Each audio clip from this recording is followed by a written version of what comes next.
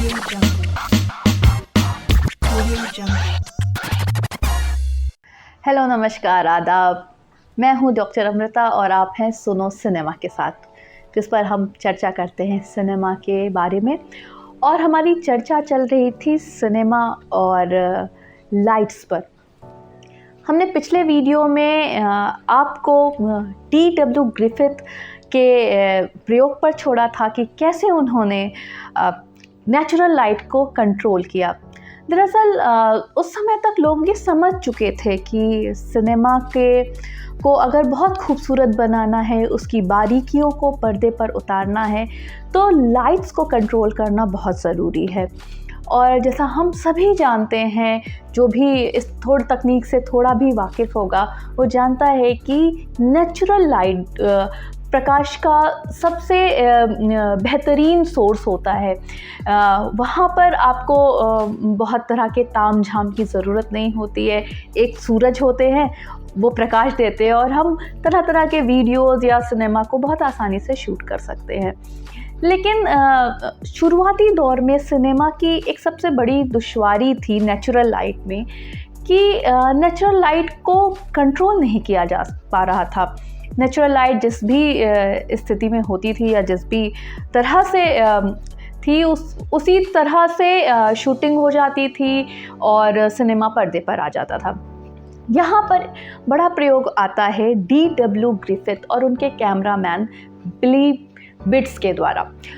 वो क्या करते हैं, सूरज की रोशनी के दिशा में ही एक रिफ्लेक्टर रखते हैं। वो रिफ्लेक्टर कुछ और नहीं होता है बल्कि एक शीशा होता है, कांच का आईना होता है, और उसी आईने के जरिए सूरज की रोशनी को उसकी ही विपरीत दिशा में या ऑब्जेक्ट पर डालते हैं।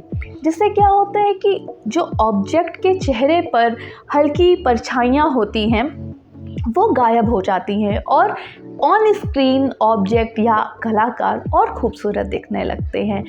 यहाँ पर वो आईना एक रिफ्लेक्टर का काम करता है।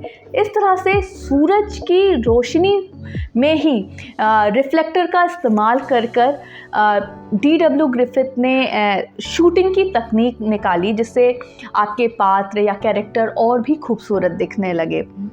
धीरे धीरे आर्टिफिशियल लाइट्स में भी इसको समझा गया कि रिफ्लेक्टर बहुत ही अहम है।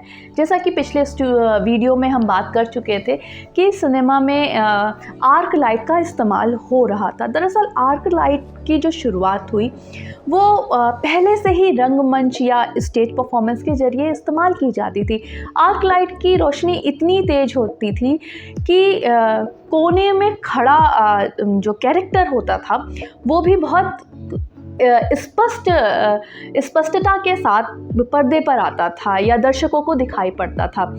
लेकिन उतनी तेज रोशनी में सिनेमा का ग्रामर नहीं बनाया जा सकता था। सिनेमा में जिस तरह की इमोशनल डेप्थ की ज़रूरत होती है, सिर्फ एक रोशनी वो डेप्थ नहीं दे सकती थी। इसलिए डिफ्यूजिंग स्क्रीन का इस्तेमाल शुरू हुआ। डिफ्यूजिंग स्क्रीन पहले से ही फोटोग्राफी में इस्तेमाल हो रही थी और इसी डिफ्यूजिंग स्क्रीन का इस्तेमाल जो किया गया वो एक तरह से रिफ्लेक्टर की तरह किया गया। इसके ज़रिए भी जो आपका कैरेक्टर होता था, उसके चेहरे की जो परछाइयाँ होती थी आँखों के नीचे, नाक के नीचे, उस हल्की रोशनी से उसे गायब कर दिया जाता था। धीरे धीरे ये कैरेक्टर पर्दे पर बड़े ही खूबसूरत दिखने लगे जब लाइट का पूरी तरह से हमने इस्तेमाल करना सीखा।